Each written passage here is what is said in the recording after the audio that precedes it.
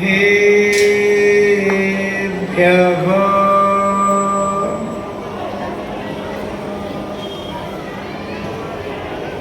ॐ नमः सिद्धेभ्यः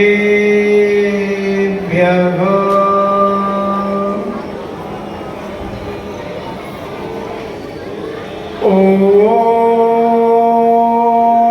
नमः सिद्धेभ्यः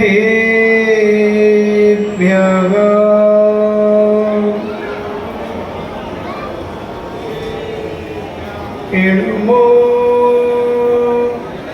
अरिहन्ताणम्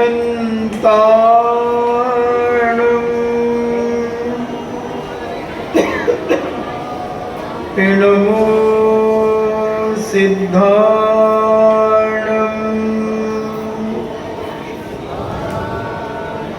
इडमो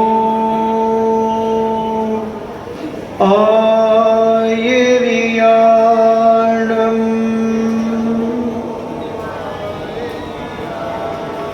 इडमो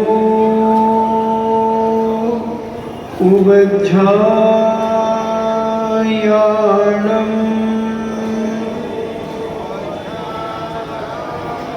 इडमो लोये सब्बिसावूणम्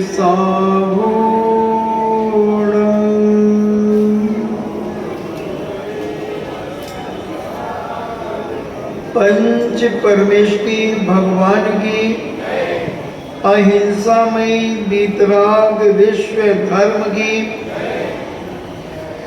देवादिदेव 1008 आदि ब्रह्मा आदिश्वर श्री आदिनाथ भगवान की देवादिदेव 1008 श्री अभिनंदन नाथ भगवान की देवादिदेव 1008 चिंतामणि घोर उपसर्ग विजेता श्री पार्श्वनाथ भगवान की देवादिदेव 1008 शासन नायक बाल ब्रह्मचारी भगवान महावीर स्वामी की परम पूजनीय आचार्य श्रोमणि गुरुवर श्री कुंद कुंद महामुनिराज की परम पूजनीय आचार्य श्रोमणि गुरुवर श्री विद्यासागर जी महामुनिराज की परम पूजनीय निर्व्यापक श्रमण मुनि श्री सुधा सागर जी महाराज की पूज्य श्री पूज्य सागर जी महाराज की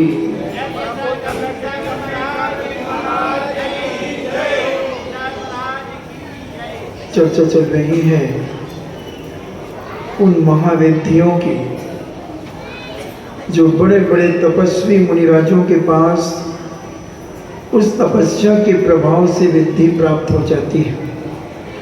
बड़ी चमत्कारिक होती हैं विद्धियां, और ये विद्धियां भले आज पंचम काल में नहीं होती, मगर आज भी विदेह क्षेत्र के अंदर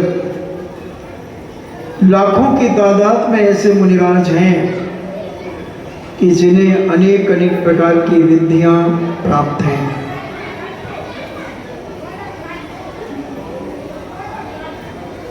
और ये विद्धियों के प्रभाव से बहुत सारे अलौकिक कार्य होते हैं जो अपन सोच भी नहीं सकते।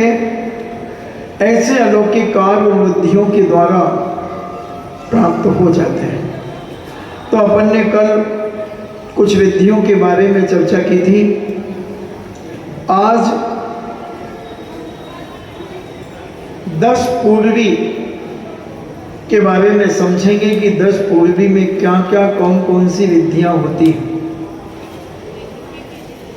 10 पूर्व 11 अंग और 14 पूर्व होते हैं, द्वादशांग जिसे कहते हैं।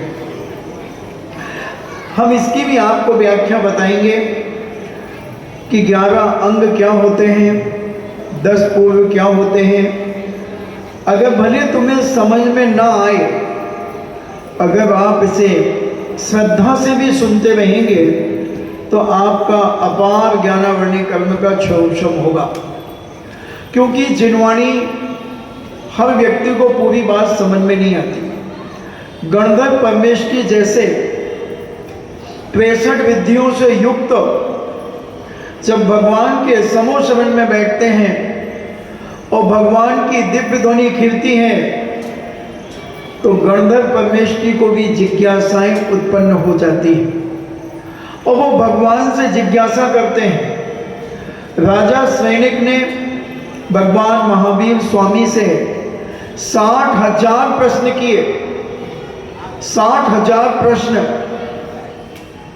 तो जरूरी नहीं है कि हर चीज हर व्यक्ति को समझ में आ जाए, जरूरी नहीं है कि हर व्यक्ति परीक्षा में पास हो जाए।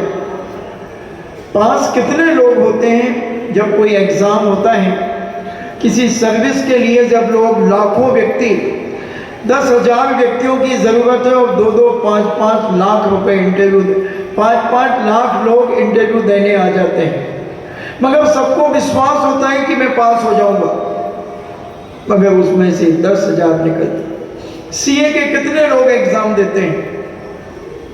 तो क्या सारे के सारे बच्चे पास हो जाते हैं? 5%, 7% बच्चे पास होते हैं।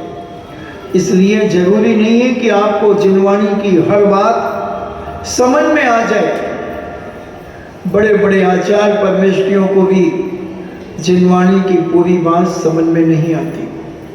जब गणधर परमेष्ठी जैसी महाशक्ति, जो विधियों की अपन चर्चा सुन रहे हैं, मात्र एक केवल ज्ञान को छोड़कर 63 विधियां उन्हें प्राप्त हो जाती हैं, फिर भी उनके मन में जिज्ञासा उत्पन्न होती है, शंका उत्पन्न होती है। इसलिए प्रवचन उन्हीं के लिए होते हैं जिनको कम समझ में आता है। स्वाध्याय उनके लिए होता है जिनको कुछ कुछ समझ में आता है।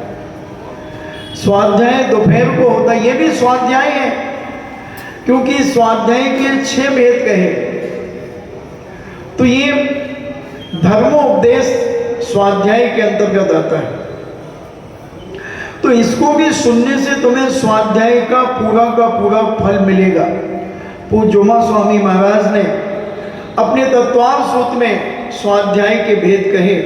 वाचना, प्रच्छना, वाचना यानी पढ़ना, पढ़ के सुनाना। प्रच्छना जो आपकी जिज्ञासा होती है। आमनाएं, अनुपेक्षा, धर्मोपदेश, ये सब स्वाध्याय के ही अंग हैं। जैसे मनुष्य के शरीर में 8 अंग होते हैं। मनुष्य कहाँ है? कहाँ है मनुष्य? कहाँ है? अरे कहाँ है मनुष्य? अगर हाथ काट दिया जाए, पैर काट दिया जाए, सिर काट दिया जाए, कहाँ है मनुष्य? ये तो गर्दन है, ये हाथ है, ये पाँव है, ये हिप्स है, ये पेट है, ये पीठ है, इन सब का समूह का नाम। अच्छा चलो, भारत कहाँ है? अगर एक आदमी अमेरिका से आया एरोप्लेन में और उसने भारत का टिकट लिया, अब वो भारत कहाँ पे उतरेगा? दिल्ली। वो तो दिल्ली है। भारत कहाँ है? बॉम्बे उतरेगा। वो बॉम्बे है। भारत कहाँ है? और ललितपुर कहाँ है? ये बता दो। चलो कहाँ है ये? ये तो प्रवचन का मंच है। ललितपुर कहाँ है? चलो, भारत बहुत लंबा है, ललितपुर बताओ कहाँ?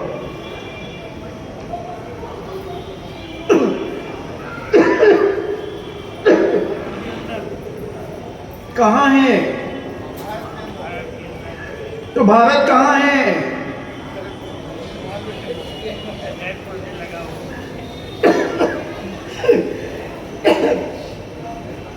मंच, ग्राउंड, मंदिर और सारे आस पड़ोस की सारी चीजें मिलकर के ललितपुर है। उसी प्रकार स्वाध्याय के 5 भेद कहे, तो ये धर्मोपदेश भी स्वाध्याय के अंतर्गत आता है। माला फेरना नहीं आता स्वाध्याय के अंतर्गत। तो जो बैठी बैठी मालाएं फेरती रहती ना ये बेचारी प्रवचन सुन पाती है और ना माला में मन लगता है। वे तो फॉर्मेलिटी करती रहती है कि अब गिनती की माला है तो वे तो करने ही नहीं। इसलिए एक समय में एक ही चीज होती है। अगर एक समय में दो चीज हो जाए तो एक उदाहरण देते हैं, और तुम उसको अगर करके दिखा दो तो हमारे तड़ैया जी उसे पुरस्कार करेंगे। उनको पुरस्कार देने में बड़ा शौक है। रोज मेरे से आके कुछ ना कुछ कहते हैं, महाराज जी अगर जो ऐसा हो जाएगा तो मैं पुरस्कार करूंगा। तो हम एक अभी देते हैं, ये उंगली ऐसी हिलती रहे और उंगली हिले नहीं और तुम एक पाव पकौड़ी खा के दिखाओ। उंगली हिलती रहे और देखो, देखना अभी ये चल रही और इधर हम उठा रहे पकौड़ी, ये बोलो करके दिखाओ। तो एक समय में दो कार्य नहीं होते, या तो माला फेर लो या प्रवचन सुन लो, या पाठ कर लो या प्रवचन सुन लो। ये सब इससे हमें पुण्य का बंध नहीं हो पाता। तो ये सामूहिक सारी चीजें मिलकर के, सारे प्रदेश मिलकर के भारत है। ऐसे ही ये सब स्वाध्याय के भेद कहे गए। तो अपन 10 पूर्व के बारे में सुने। 10 पूर्व का जो अध्ययन कर लेते हैं जो मुनिराज, तो उन्हें रोहिणी आदि 500 विद्याएं सिद्ध हो जाती हैं, महाविद्याएं। 10 पूर्व पढ़ने में रोहिणी आदि महाविद्याओं के 500 और अंगुष्ठ प्रशेनादिक यानी प्रश्नादिक क्षुद्र विद्याओं 700 ऐसे देवता आकर के उनसे आज्ञा मांगते हैं। जिन मुनिराजों के पास 10 पूर्व का ज्ञान हो जाता है तो उन्हें 1200 विद्याएं सिद्ध हो जाती हैं। 500 महाविद्याएं और 700 लघु विद्याएं, छोटी विद्याएं, और उन विद्याओं के जो अधिष्ठाता होते हैं, जैसे स्कूल का प्रिंसिपल होता है, ऐसे ही उन विद्याओं का जो मुखिया होता है, जो देवता, वो देवता एक साथ आकर के अब उन मुनिराज से कहते हैं मुझे आज्ञा दीजिए। इस समय जो महर्षि जितेंद्रिय होने के कारण, जो परम वीतरागी होते हैं, जो जिनेंद्र भगवान के लीन रहते हैं, जिनेंद्र भगवान की भक्ति में अपनी आत्मा में लीन रहते हैं, जितेंद्रिय हैं, जिन्होंने अपनी इंद्रियों को जीत लिया है, ऐसे मुनिराज उन विद्याओं की कोई इच्छा नहीं करते। विद्याएं सिद्ध हो जाती हैं, उनके चरणों में लौटती हैं, और उनके जो देवता हैं वो कहते हैं आप काम बताइए, मैं अभी करके आता हूं, जो भी काम हो मुझे बताओ। मगर सच्चे वीतरागी मुनिराज उन देवताओं से कोई काम नहीं कराते, और न कोई आज्ञा देते हैं, न कोई विद्याओं की इच्छा करते हैं। विद्याधर और जो इसका ज्ञान प्राप्त कर लेते हैं तो वो अभिन्न 10 पूर्वी कहलाते हैं। इन्हें इसमें अनेक अनेक प्रकार की शक्तियां उन्हें प्राप्त हो जाती हैं। तो जो मुनिराज इन विद्याओं को उपयोग में ले लेते हैं वो भ्रष्ट हो जाते हैं।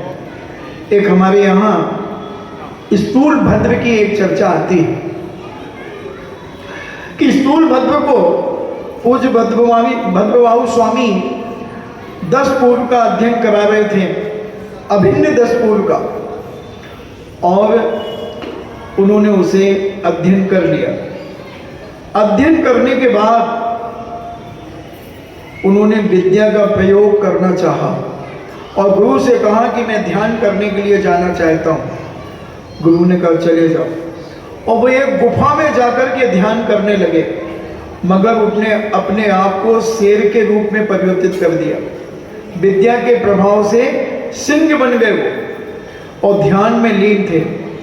उनके गृहस्थ अवस्था के परिवार के जिनके भाई और बहन उनके मुनि बने थे स्थूलभद्र, तो वो भाई बहन दोनों आए और भद्रबाहु स्वामी के दर्शन करने के बाद कहते हैं, महाराज जी हमें स्थूल भद्र महाराज के भी दर्शन करना है। उन्होंने कहा नहीं, उनके पास नहीं जा सकते। बोले क्यों महाराज, बहुत दूर से आए हैं दर्शन करने के लिए। तो महाराज ने कहा देखो, वो वहां जाकर के एक गुफा में ध्यान में बैठे हैं, दूर से दर्शन करना और जोर से नमोस्तु मत कहना। तुम्हारी आदत होती है कि महाराज स्वाध्याय कर रहे हैं, प्रवचन चल रहा है या ध्यान में लीन है, सामायिक में है, तो नमोस्तु महाराज जी, नमोस्तु महाराज जी, नमोस्तु महाराज जी, ये अज्ञानता कहलाती है, ये गुरु का अभिनय कहलाता है। अगर आपको महाराज दिख रहे हैं, आप दूर से बहुत धीरे से मन में नमोस्तु बोल करके आप चले जाइए। तो गुरु महाराज ने कहा कि देखो वो ध्यान में बैठे स्थूल भद्र महाराज, तो उन्हें कोई किसी प्रकार का परेशान नहीं करना और दूर से दर्शन करना जहां से वो तुम्हें दिख जाए। उन्होंने कहा ठीक है, दूर से हो जाएंगे, दर्शन तो हो जाएंगे, हमारे भैया महाराज बने हैं। और उन्होंने जैसे ही उस गुफा में देखा तो उसमें तो एक शेर बैठा था, बब्बर शेर। वो भागे दोनों के दोनों और गुरु महाराज से कहते हैं, महाराज कौन से जन्म का बदला ले रहे थे मुझसे, तुमने मुझे ऐसी गुफा में भेज दिया कि वो शेर ऐसे घूम रहा था, वो हम लोगों को खा जाता। महाराज कहते हैं अच्छा, स्थूल भद्र ने विद्या का प्रयोग कर लिया, हो गया खत्म, मिथ्या दृष्टि, मिथ्या दृष्टि। स्थूल भद्र को बुलाया, बोले उठाओ अपना बोरिया बिस्तर और रवाना हो जाओ, यहां से रवाना हो जाओ, कोई जरूरत नहीं तुम्हें मुनि बनने की। तुम्हें विश्वास नहीं कि ये विद्याएं कुछ होती है, तुमने उसका प्रैक्टिकल कर लिया। और उन्हें निकाल दिया गया वहां से, मुनि पद से हटा दिया गया। सम्यक दृष्टि जो मुनिराज होते हैं, वीतरागी जो मुनिराज होते हैं, उन्हें अनेक विद्याएं सिद्ध हो जाती हैं, मगर वो कभी उन विद्याओं का प्रयोग नहीं करते। पूज्य आचार्य विद्यासागर जी महाराज 1984 में पिसनारी की मड़िया में चातुर्मास कर रहे थे। हम भी जाया करते थे, तो मैंने वहां एक मुसलमान भाई को देखा। मैंने, तुम कैसे आए? बोले गुरुजी के दर्शन करने आए। मैंने कहा तो मेरे गुरुजी हैं, तेरे गुरुजी कैसे हो गए? अरे बोले भैया कितनी शक्तियां हैं। बोले मैं 2-2 घंटे बैठा रहता हूं दरवाजे के बाहर और इतने लोग इन्हें नमस्कार करने आते हैं। देवियां ऐसे मुकुट लगा करके कोई नृत्य कर रहे हैं, कोई ऐसे, और ये तो आंख उठा करके नहीं देखते, ये अपने पढ़ने में लगे रहते हैं और हम देखते हैं। बोले मुझे दिखता है, वो भी थोड़ा तांत्रिक टाइप का था, सवारी रखता था, सत्तार उसका नाम था। तो मैंने उससे कहा, बोले हाँ मुझे तो इतना आनंद आता है कि इतना बड़ा संत दुनिया में कोई नहीं है जितना ये आचार्य विद्यासागर जी महाराज। बोले इन्हें विद्याओं से कोई मतलब नहीं, आ रहे हैं देवता, जा रहे हैं देवता। तो जो सम्यक दृष्टि सच्चा देव साधु होता है, वह कभी भी इन मंत्र तंत्रों का प्रयोग अपने जीवन में नहीं करता। पूज्य शांति सागर जी महाराज जब दक्षिण से उत्तर भारत की तरफ आने लगे, तब दक्षिण के पंडितों ने कहा कि महाराज जी आप उत्तर भारत जा रहे हैं सम्मेद शिखर की वंदना के लिए, 1-2 मंत्र की सिद्धि कर लो, 1-2 मंत्रों की सिद्धि कर लो, क्योंकि उत्तर भारत के लोग बड़े वक्र बुद्धि के हैं, कुतर्की हैं। तो उनको चुप करने के लिए एक देवता भेज देना, वो देवता चुप हो जाएगा, चुप कर देंगे। महाराज कहते हैं अरे पंडित अभी तेरा मिथ्यात नहीं गया, तू मुझसे कह रहा है कि मंत्र की सिद्धि कर लो। मैं मंत्र की सिद्धि करूंगा तो उन देवताओं को मुझे नमस्कार करना पड़ेगा, नमा कहना पड़ेगा उस मंत्र में, तो मैं चौथे गुणस्थान वर्ती देवता को और मैं छठे सातवें गुणस्थान में झूलने वाला साधु, मैं उनको नमस्कार करूंगा। अभी तुम्हारा मिथ्यात नहीं गया। सच्चा दिगंबर साधु कभी मंत्रों की सिद्धि नहीं करता। अपने आप उनकी तपस्या के प्रभाव से उन्हें अनेक शक्तियां प्राप्त हो जाती हैं, अनेक शक्तियां प्राप्त होती हैं। तो ऐसे 10 पूर्व का अध्ययन करने पर रोहिणी आदि महाविद्याएं 500 और अंगुष्ठ प्रश्नादिक लघु विद्याओं 700, ऐसे देवता आकर उनसे आज्ञा मांगते हैं कि महाराज मुझे काम बताइए, क्या करना है। महाराज कहते मेरा कोई काम नहीं है, जाओ यहां से। पर आज के साधु तरस रहे हैं कि एक देवता तो सिद्ध हो जाए, एक देवता तो आ जाए हमारे पास, फिर हम मजा चखा दें लोगों को। कुछ नहीं, पाखंड।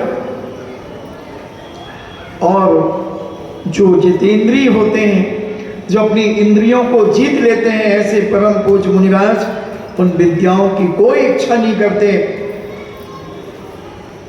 और ऐसे भुवन में प्रसिद्ध होते हुए यानी 3 लोक में प्रसिद्ध हो जाते हैं और उन्हें अभिन्न 10 पूर्वी वो मुनिराज कहलाते हैं कि इनको अभिन्न 10 पूर्वी का ज्ञान इनके पास है।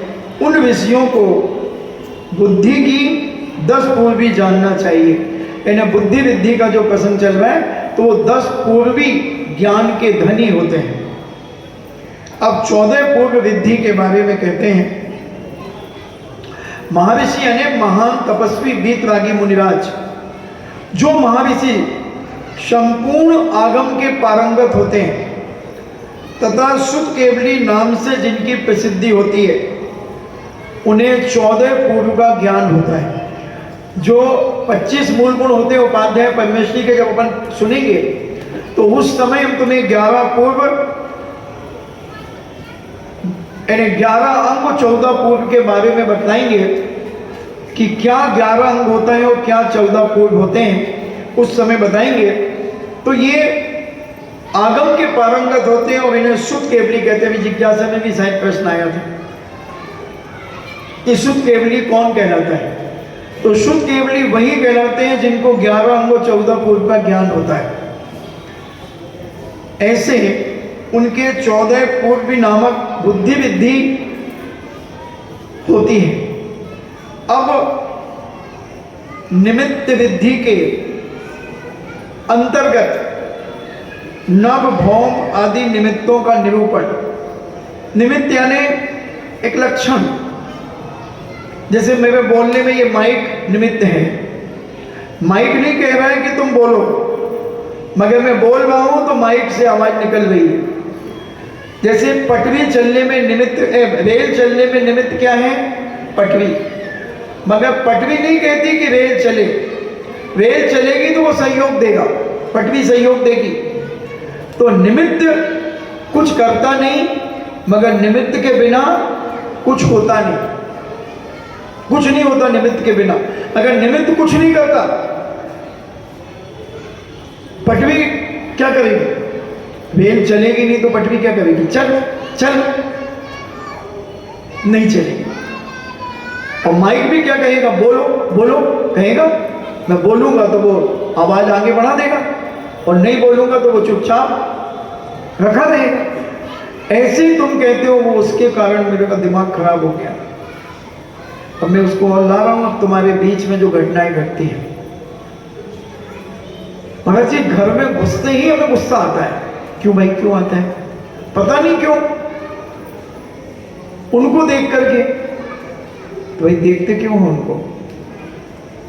वो कह रही है कि गुस्सा करो या वो कह रहा है कि गुस्सा करो। निमित्त है, निमित्त बलवान है, मगर निमित्त नहीं कहता कि तुम गुस्सा करो। अगर घर में शांति चाहिए है तो थोड़ा सा धर्म को समझने का विचार करो। निमित्त कुछ नहीं करता और निमित्त के बिना कुछ होता नहीं। अगर मान लो किसी की अपने बच्चे को देख करके उसे गुस्सा आती है, तो बच्चे को मत देखो ना भाई, नीची मुंडी करके भोजन करा दो। उसको देखने से गुस्सा आती है तो उसको मत देखो। तो हम बहुत सारी चीजों से अपने जीवन में बच सकते हैं। तो नैमित्तिक रिद्धि, नभ यानी आकाश, भौम, अंग, स्वर, व्यंजन, लक्षण, चिन्ह और स्वप्न, इन 8 भेदों से निमित्त ज्ञान होता है। अब इनकी व्याख्या करते हैं। नैमित्तिक रिद्धि सबसे पहले नभ, नभ यानी आकाश में जो सूर्य, चंद्र और ग्रह आदि के उदय एवं अस्त आदि को देखकर जो कालत्रय के सुख दुख आदि का जानना जिनके ज्ञान में होता है, वह नभ निमित्त रिद्धि होती है। सूर्य को देख करके क्या प्रभाव पड़ेगा, कब क्या होगा, ग्रहण पड़ेगा, क्या सूर्य से हानियां होंगी, क्या फायदे होंगे। चंद्रमा में देखकर, चंद्रमा की कलाओं को देखकर उसको निमित्त बना करके ग्रह आदि नक्षत्र आदियों को देखकर इनका उदय कितने बज के कितने मिनट कितने सेकंड पे हुआ है, इसका क्या प्रभाव पड़ेगा, अस्त कितने बजे हुआ है। तो ये सारी चीजें देखकर कालत्रय ने भूत भविष्य वर्तमान की में कब तुम्हें इसका प्रभाव पड़ेगा, कब इसका तुम्हें सुख मिलेगा, इसके कारण कब दुख मिलेगा, तो ये सारी चीजों को जानना वो नव निमित्त नाम की विधि कहलाती है। नव यानी आकाश होता है। तो आकाश में जितने भी ग्रह नक्षत्र तारे हैं, जैसे एक चंद्रमा एक सूर्य है और 66,975 कोड़ा कोड़ी तारे हैं और 18 ध्रुव तारे हैं। आपका साइंस एक ध्रुव तारा मानता है, मगर जैन दर्शन 18 ध्रुव तारे मानता है। एक चंद्रमा के साथ में 18 ध्रुव तारे होते हैं। ध्रुव तारे का मतलब जो एक जगह स्थिर होते हैं। और 66,975 कोड़ा कोड़ी तारे में 18 तारे कम कर दीजिए और बाकी के सारे तारे चलते हैं, सब चलते हैं, इनकी स्पीड है। सूर्य भी चलता है, चंद्रमा भी चलता है, ग्रह नक्षत्र सब चलते हैं। 88 ग्रह होते हैं, 28 नक्षत्र होते हैं। ये एक चंद्रमा का परिवार होता है। और यहां से 790 योजन ऊपर तारे हैं, फिर उससे 10 योजन ऊपर सूर्य है, फिर उससे 80 योजन ऊपर चंद्रमा है। अब साइंस यहीं फेल हो जाता है।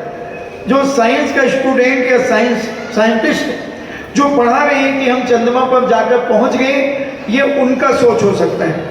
जैन दर्शन के अनुसार चंद्रमा में कोई भी व्यक्ति नहीं जा सकता और ना आज तक गया है और ना कभी जा सकता है। क्यों? पहले तो इनका रॉकेट 1 मिनट में कितना चलता है? 1 सेकंड में शायद 16 किलोमीटर चलता है। तो 1 मिनट में 960 किलोमीटर लगभग माना जाए। और हम पूरी संख्या मुझे स्मरण नहीं आ रही है, 4,97,000 ऐसा कुछ है जो 1 मिनट में हमारा सूर्य और चंद्रमा चलते हैं। लाखों में चलते हैं, ये हजारों में किलोमीटर चलते हैं, 1000 के भीतर चलते हैं 1 मिनट में। और हमारा चंद्रमा 1 मिनट में 4 लाख तो पक्का है और 97,000 या 93,000 और उसके आगे की संख्या कल हम तुम्हें पूरा बताएंगे कि 1 मिनट में सूर्य कितना चलता है, चंद्रमा कितना चलता है। तो यहां से 790 योजन का मतलब क्या समझ रहे हैं आप? 4000 मील का 1 योजन होता है, जिसे महायोजन कहते हैं। कंफ्यूज नहीं हो जाना, क्योंकि हमने 12 किलोमीटर का भी 1 योजन बताया है। तो 12 किलोमीटर का योजन मतलब जो लघु योजन होता है, छोटा योजन होता है, वो 12 किलोमीटर का होता है। और जो महायोजन होता है वो 4000 मील का होता है। तो 3 8 को 32, तो 32 लाख मील। तो उसमें 10 40 कम कर दीजिए, 31,60,000 मील तारे हैं। समझना, इतने ऊपर हैं तारे। और उसके 10 योजन ऊपर यानी 40,000 मील ऊपर सूर्य है। यानी 32 लाख मील ऊपर सूर्य हो गया और सूर्य की 12,000 किरणें निकलती हैं। अभी कितने तपता है सूर्य, और जब उनका रॉकेट जाएगा तो जला करके राख कर देगा। फिर उससे 3,20,000 ऊपर चंद्रमा है। अब वो चंद्रमा इतने ऊपर 35,20,000 मील ऊपर चंद्रमा हो गया, इनका रॉकेट कैसे जाएगा? तो ये सब इनने सोचा ये किसी पर्वत आदि पर उतर करके आ गए हैं। बहुत सारे पर्वत आकाश में तैर रहे हैं और ये किसी भी, क्यों, वहां असंख्यात देवी देवता है। उन विमानों के अंदर, ये विमान है, इन विमानों में देवता है। अगर तुम किसी के घर में घुसोगे तो तुम्हें घुसने देंगे? धक्के मार के फेंक देंगे बाहर। ऐसे ही वो देवता उठा करके तुम्हें नीचे फेंक देंगे, क्योंकि वो कहेंगे कौन है ये? न उनके जैसे तुम सुंदर हो, उनके जैसे तुम आभूषण से युक्त हो। उनका प्रभाव देवता अलौकिक छवि होती है, इसलिए सब इनकी कल्पनाएं हैं। तो ये नभ नाम का निमित्त ज्ञान जो है, निमित्त रिद्धि है। तो सूर्य, चंद्र और ग्रह आदि के जो ग्रह नक्षत्र आदि होते हैं, शनि मंगल आदि, सब इनकी सब कितनी कितनी ऊंचाइयां हैं, ये सब हम तुम्हें कल अगर स्मरण में रहेगा तो हम बताएंगे। तो इनको देखकर, इन्हें नक्षत्र को देखकर, जैसे सूरसागर जी महाराज ने जब 700 मुनियों पे अकंपनाचार्य मुनिराज के ऊपर जब उत्सर्ग हो रहा था, तब उन्होंने श्रवण में एक नक्षत्र देखा जो कंपायमान हो रहा था। श्रवण नक्षत्र कंपायमान हो रहा था। सूरसागर महाराज के मुंह से निकला, हाँ। वहीं एक पुष्पदंत नाम के एक क्षुल्लक जी बैठे थे। उन्होंने कहा कि महाराज, आप हाय श्वास क्यों भर रहे हैं? हाय श्वास अपन कब लेते हैं? जब बहुत ज्यादा वेदना और तकलीफ होती है। तो उन्होंने कहा, आपके मुख से हाय निकला, यानी आपको कोई तकलीफ है? बोले नहीं, 700 मुनियों के ऊपर भयंकर घोर उपसर्ग हो रहा है, अकंपनाचार्य आदि 700 मुनियों के ऊपर। बोले भगवान आप कुछ कीजिए। बोले मैं कुछ नहीं कर सकता। बोले फिर कौन कर सकता है? बोले विष्णु कुमार मुनि, उन्हें विक्रिया रिद्धि प्राप्त है। उस विक्रिया रिद्धि के माध्यम से, इसकी चर्चा जब अपन विक्रिया रिद्धि के बारे में पढ़ेंगे, जब हम और विस्तार से इसे बताएंगे, तो वो कंपायमान हो रहा था तारा, श्रवण नक्षत्र। उसको देख करके उन्होंने निमित्त लगाया, किस दिशा में कंपायमान हो रहा है, कितने बजकर कितने मिनट पर कंपायमान हो रहा है। उन्होंने देखकर और अनुमान लगा लिया कि अकंपनाचार्य मुनिराज के ऊपर घोर उपसर्ग है। तो ऐसे निमित्तों को जानते हैं। निमित्त यानी कारण, बिना कारण के कोई कार्य नहीं होता। रोटी बनाने में कितने कारण हैं? कितने कारण हैं? पानी, पटा बेलना, पटा बेलना नहीं भी होते ऐसे ऐसे भी कर सकते, पटा बेलना साइड में रख दो। मगर पानी, अग्नि और आदमी, आदमी मतलब तुम भी आदमी, वो जरूरी है। और चमीटा भी, नहीं तो हाथ जल जाए कि भाई नहीं जलती भाई, मस्त तो। अब एक आध फूल गई रोटी और भाप निकल गई, जब पता चले नानी जिंदा हो जाएगी। हाँ, होशियार बन गई। तो ऐसे निमित्त ज्ञान के माध्यम से अब भौम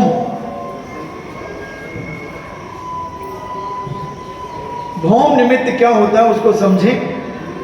पृथ्वी के घन यानी ठोस पृथ्वी, घन कहते हैं ना, लंबाई, चौड़ाई और ऊंचाई, तो ये घनफल निकाला जाता है। तो ऐसी घन यानी दो अर्थ होते हैं, घन तो लंबाई, चौड़ाई और ऊंचाई, वो घनफल। और एक घन यानी घनत्व, ठोस, सुशील यानी पोलापन, स्निग्धता और रुक्षता। स्निग्धता यानी चिकनापन और रुक्षता यानी रूखापन आदि गुणों का विचार कर जो तांबा, लोहा, सोना, चांदी आदि धातुओं की हानि, वृद्धि तथा दिशा विदिशाओं के अंतरालों में स्थित चतुरंग बल को देखकर जय पराजय को जानते हैं, उसे भौम निमित्त कहते हैं। भौम निमित्त रिद्धि कहा जाता है। इन्हें कहीं जावे उधर की मिट्टी रुक्ष है, रूखी है, उसको देख करके बता देंगे कि जो राजा यहाँ का युद्ध करने जा रहा है वो जीतेगा कि हारेगा। वहाँ की चिकनी मिट्टी को देख करके बता देंगे कि इसके नीचे सोना है या तांबा है या क्या है, सारी चीजें बता देंगे। और पोलेपन को देख करके बता देंगे कि यहाँ पर क्या है। जहाँ कठोर मिट्टी, ठोस मिट्टी है, उसको देख करके बता देंगे कि यहाँ पर क्या प्राप्त होगा, सोना प्राप्त होगा, चांदी प्राप्त होगी, क्या होगी। अनेक धातुएं जो होती हैं वो धातुएं क्या निकलेंगी और इससे हानि क्या होगी, लाभ क्या होगा, किस दिशा में।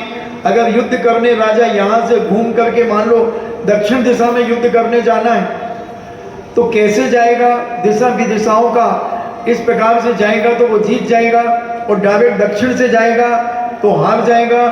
तो ऐसे सारे निमित्तों को ये भौम निमित्त नाम की जो रिद्धि है वो सारे इन लक्षणों को जानती है। दिशा विदिशाओं के कितने अंतरालों में स्थित, कितनी दूरी पर चतुरंग सेना का बल एक साथ खड़ी हुई है सेना, और उस राजा की कितनी दूरी है उसको भी वो पूज्य बल अपने भौम निमित्त के माध्यम से जानते हैं। और उसको देखकर किस राजा की जय होगी, किसकी पराजय होगी, ऐसा जानते उसे भौम निमित्त रिद्धि कहते हैं।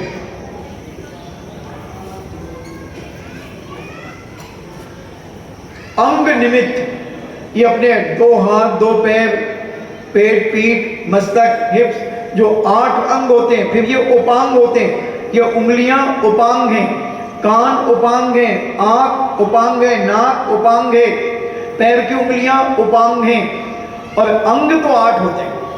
तो जिससे मनुष्य और त्रियंचों के यानी गाय, भैंस, कुत्ता, बिल्ली आदि जो जानवर हैं और मनुष्य हैं उनके उन्नत अंग और उपांग के दर्शन एवं स्पर्श से इन्हें उनके जो उभरे हुए उपांग हैं, अंग हैं, और बात आदि, बात, पित्त, कफ, इन 3 प्रकृतियों और खून आदि जो 7 धातुएं होती हैं, हड्डी, मज्जा, मांस, चर्बी आदि, तो ऐसी इन 7 धातुओं इनको देखकर, इनके स्वभाव को जानकर तीनों कालों में होने वाले सुख दुख का, मरण आदि को जानना, ये अंग निमित्त नाम की विद्धि कहलाती है। मनुष्यों के शरीर को देख लिया, उनके अंगों को देख लिया, इसकी उंगली में कितने पोरे हैं, छोटी बड़ी उंगली है, पतली है कि मोटी है, चपटी है कि गोल है, इन सबके लक्षण दिए हुए हैं। तो ये सारा का सारा उसका खून देखकर, जैसे आज का डॉक्टर ग्रुप बना दिया उसने ABC आदि, तो ऐसे खून आदि को देखकर, उसके शरीर की चर्बी को देखकर, ये सारी, देखो कई अम्माओं के तो मने नहीं लग रहे कि चली, अगर सुन तो लेती कम से कम तलक, बुद्धि बढ़ जाती। तो ऐसे अंग उपांगों को उनको देखकर, उन्हें स्पर्श करके, छू करके, बात, पित्त आदि, नाड़ी आदि देखकर, पित्त अभी तेज चल रहा है या बात का प्रकोप है या कफ का प्रकोप है, ये सारी चीजों को देखकर वह आगे क्या होगा, वर्तमान में क्या है, भविष्य पहले क्या हुआ है, ऐसे सभी भूत, भविष्य, वर्तमान की सारी चीजों को जानते हैं। और इससे कब दुख होगा, कब सुख होगा, क्या परेशानी आएगी, व्यापार में क्या परेशानी आएगी, सारा का सारा हमारे पूज्यवर जो अंग निमित्त रिद्धि को जानकार होते हैं, उन्हें ये सब कुछ प्राप्त होता है। अब स्वर निमित्त, जिनके द्वारा मनुष्य और त्रियंचों के विचित्र शब्दों को सुनकर भविष्य में, कालत्रय में, कालत्रय मतलब भूत भविष्य वर्तमान में होने वाले सुख दुख को जानना, यानी गदा देख रहा है। कहते दुर्योधन का जब जन्म हुआ था तो गधा रोया था, गधा बोला था, तो दुर्योधन ने कभी अपनी मर्जी से कोई काम नहीं किया, कोई ना कोई से सलाह लेकर के, सपनी मामा से सलाह लेकर के करता था। तो ऐसे कौवा बोलना, पक्षियों के बोलने, कितने बजे कौवा बोल रहा है तो घर में मेहमान आना है, कोई दुखी समाचार मिलना है, ये सब चीजों के निमित्त दिए गए हैं शास्त्रों में। किस दिशा में कौवा बोल रहा है, पूर्व दिशा में बोल रहा है तो क्या प्रभाव पड़ेगा, उत्तर में बोल रहा है तो क्या प्रभाव पड़ेगा, दक्षिण में बोल रहा है तो क्या पड़ेगा, और पश्चिम में बोल रहा है, सूखे पेड़ पे बैठ के बोल रहा है या तार के ऊपर बैठ के बोल रहा है, भरे भरे पेड़ के ऊपर बैठ के बोल रहा है, कर्कश आवाज में बोल रहा है, ये सारी चीजें ये स्वर निमित्त के माध्यम से, स्वर निमित्त रिद्धि जिन मुनिराजों को प्राप्त होती है वो उसके माध्यम से सब जान जाते हैं कि क्या परेशानियां होने वाली हैं और क्या फायदे होने वाले हैं, वो सब जानते हैं। इसे स्वर निमित्त रिद्धि कहते हैं। अब इसके बाद व्यंजन निमित्त रिद्धि।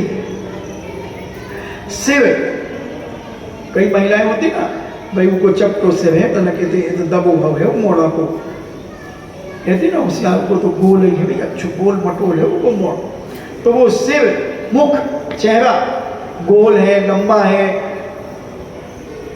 कंठ, गला छोटा है, लंबा है, बड़ा है, क्या कितनी धारियां आ रही हैं, ये सारी चीजें, तिल कहाँ पर है, मस्से कहाँ हैं, इन्हें देखकर, जैसे सीधे हाथ की हथेली में अगर पुरुषों को तिल हो तो माला माल, और महिला को हो तो खर्चे करने में मास्टर।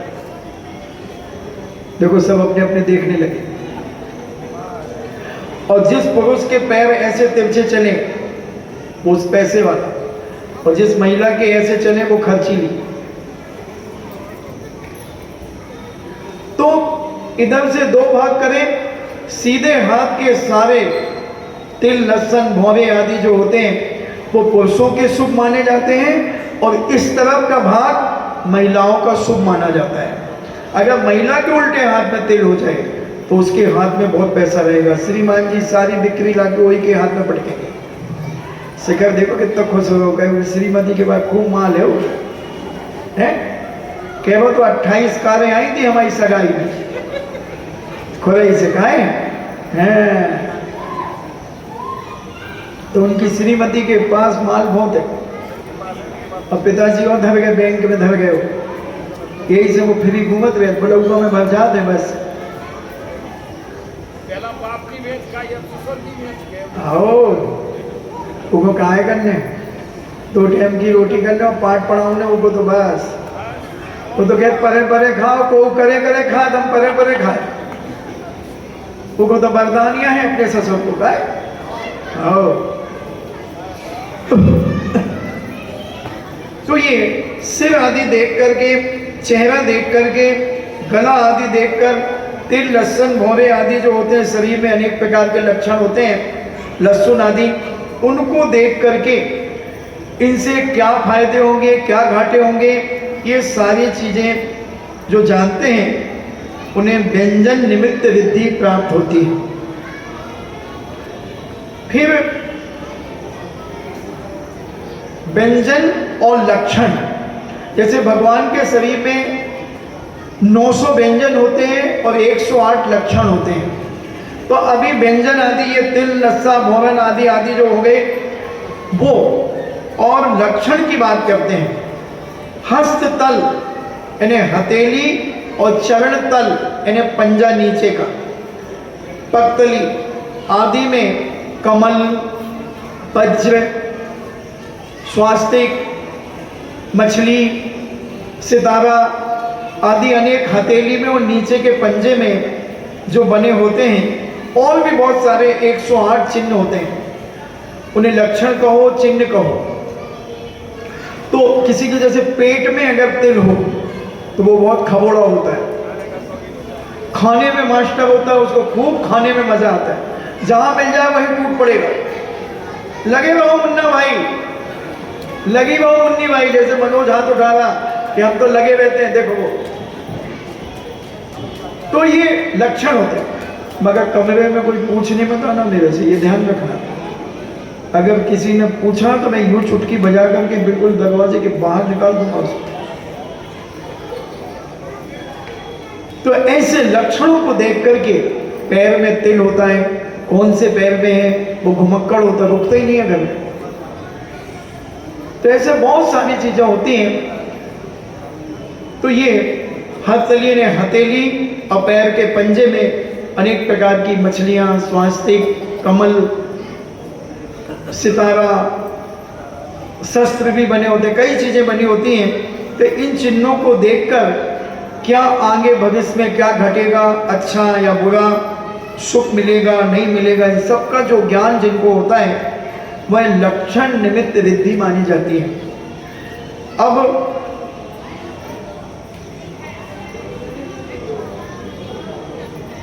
चिन्ह निमित्त कहते हैं, चिन्ह निमित्त रिद्धि।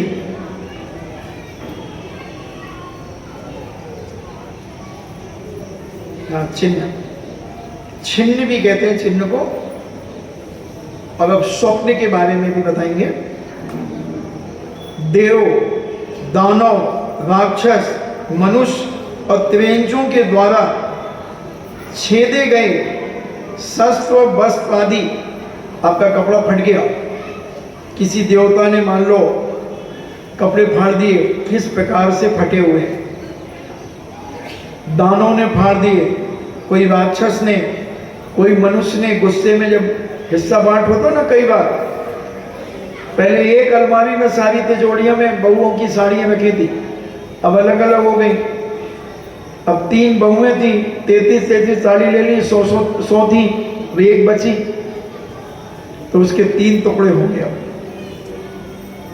3 टुकड़े होंगे तो अब किस प्रकार से वो कपड़ा कटा है, तो उसका क्या प्रभाव उसके परिवार में पड़ेगा। चूहे ने कतर दिया है कपड़ा, आग लग गई है कपड़े में, कोना जला है या पूरा कपड़ा जला है, ये सारे के सारे किसने किए, अपने आप आग से जला।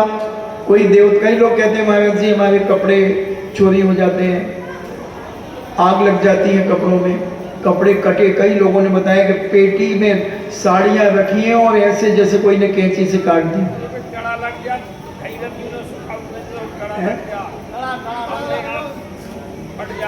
हाँ, हमसे जानत है। तो ऐसे इन सबको वस्त्र आदि में, शस्त्र में, तलवार आदि टूट गई, भाला टूट गया, तो ऐसे जो छेद हो गए, छेदे गए, छेद हो गया, तलवार रखी थी घर में और छेद हो गया उसमें, तो उसका क्या प्रभाव पड़ेगा।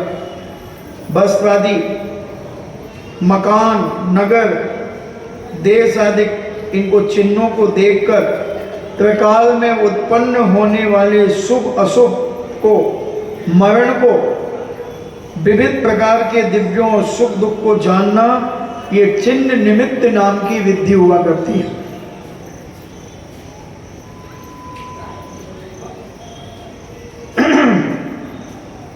अब कहते हैं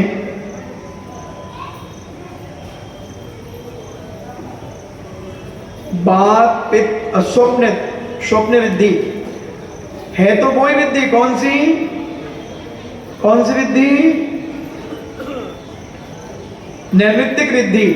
नैमित्तिक विद्धि के भेद हैं नभ, भौम, अंग, स्वर, व्यंजन और चिन्ह या लक्षण। और अब स्वप्न 8 भेद हैं उसके। तो अब कहते हैं बात, पित्त और कफ, इनके दोषों से रहित, यानी जिसका बात, पित्त, कफ बिल्कुल व्यवस्थित है और व्यक्ति सोया हुआ है, और व्यक्ति को पिछली रात्रि में 12 बजे के बाद यदि अपने मुख कमल में प्रविष्ट होते हुए सूर्य, चंद्रमा आदि शुभ स्वप्न को देखे, यानी वो सो रहा है, बिल्कुल स्वस्थ है, वो व्यक्ति बीमार नहीं है, और उसे ऐसा एहसास हो रहा है कि मेरे मुख में सूर्य प्रवेश कर रहा है, जैसे माता को 16 स्वप्न दिखते हैं, पूर्ण स्वस्थ होती है माता।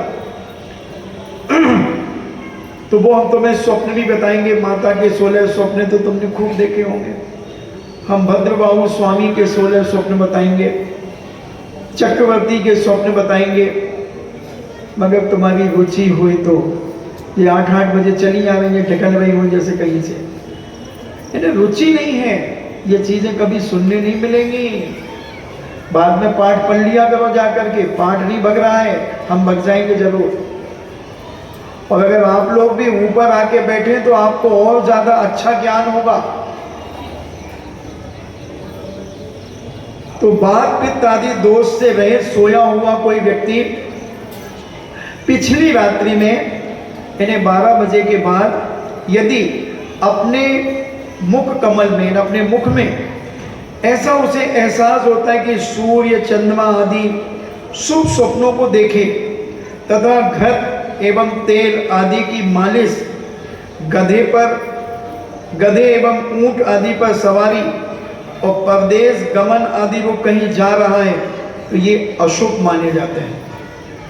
उसके फलस्वरूप 3 काल में होने वाले सुख दुख आदि को बतलाना कि इनका फल 1-2 महीने में मिलेगा, 1 साल में मिलेगा, 2 साल में मिलेगा। स्वप्न का देखा हुआ फल 3 साल तक के भीतर में मिलता है।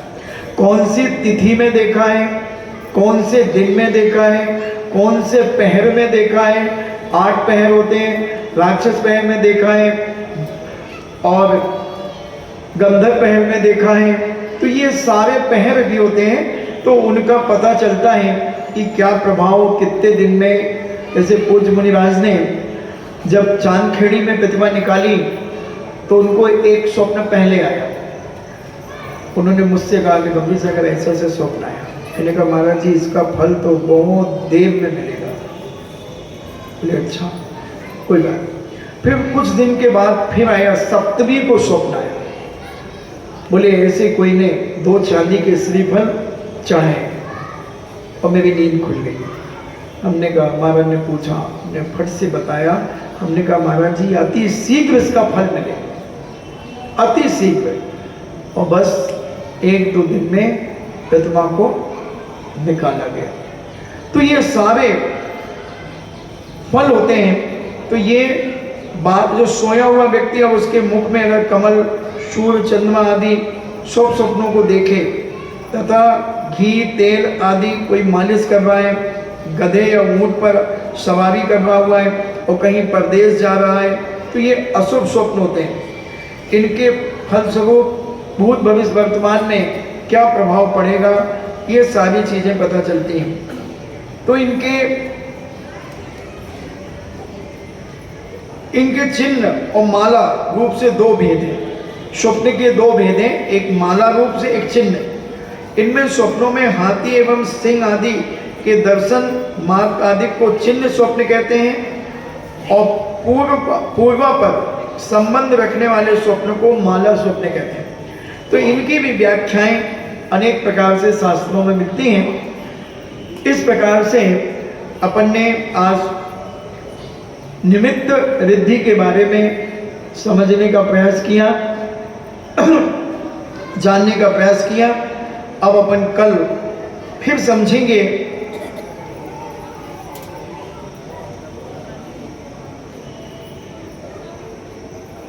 प्रज्ञा श्रवण विद्धि किसे कहते हैं और उसके क्या प्रभाव होते हैं, उनको समझने का प्रयास करेंगे।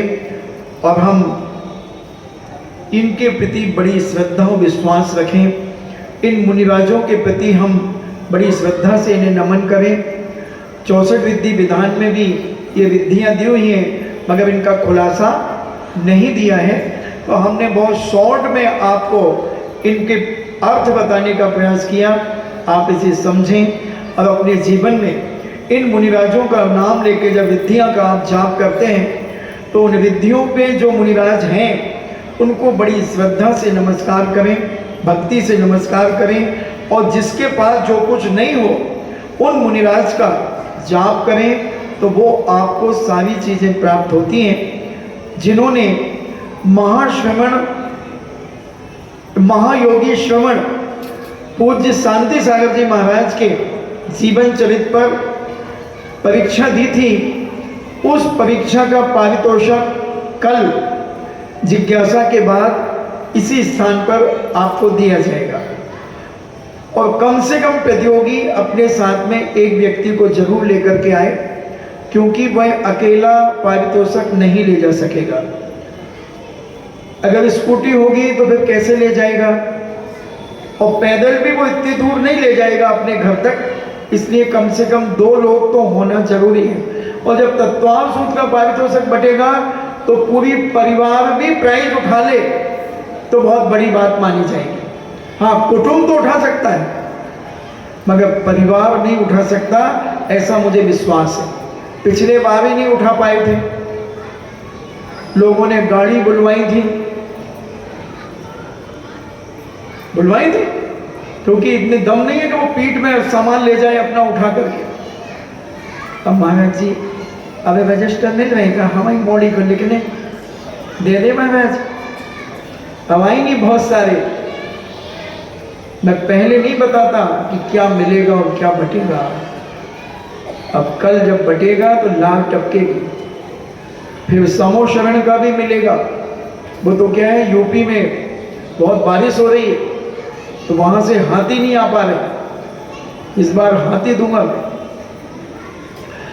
अब अपने घर में बांध के रखना, मगर भूखा मत मारना। खिलाने की भी ताकत हो तो हाथी लेना, नहीं तो मत लेना। तो ये कल पारितोषिक वितरण होगा। बहुत सारे लोगों को कार्यकर्ताओं ने फोन भी कर दिए हैं, और जिनको रह गए हैं तो वो ये माइक की सूचना से प्राप्त कर लें। कल सुबह भी सूचित कर दिया जाएगा और कल जिज्ञासा के बाद भी सूचित कर दिया जाएगा, और अभी भी कर रहे हैं। और जितना समय अगर उनको मिलेगा बच्चों को तो वो कल और फोन करेंगे। जिनके हो गए हैं उनको तो जानकारी मिली गई है। और वैसे तो अगर पेपर से भी पहले न्यूज़ भेजना हो, टेलीप्रिंटर से भी पहले अगर न्यूज़ भेजना हो, तो एक महिला से कह दो, देखो भाई कहना नहीं, हम तुम्हें बता रहे हैं। बस पूरे ललितपुर में चर्चा हो जाएगी कि कल प्राइज बटेगी। और सब लोग अपने मोबाइल से भी खबर करते हैं, तो कल क्या पता इसमें से किसी को मिल जाए, कोई भरोसा थोड़ी, किसी को भी मिल सकती। क्योंकि 200-250 लोगों ने महायोगी श्रवण को पढ़ा है, तो किसका नाम आ जाए कुछ नहीं कहा जा सकता। इसलिए कल तैयारी होकर के आएंगे और अपने साथ में एक हैंड पर जरूर लाएंगे। इन्हीं मंगल भावना के साथ जिनवाणी स्तुति। जिनवाणी के ज्ञान से सूझे लोकालो, सो वाणी मस्तके धरो, सदा देते हूँ धो। हे जिनवाणी भारती, तो है जपो दिन रे, जो तेरो सरना गहे, सो पावे सुख चैन। देव भजो अरिहंत को, गुरु सेवा निर्ग्रंथ। दया धर्म पालो सदा, यही मोक्ष का पंथ। नमो का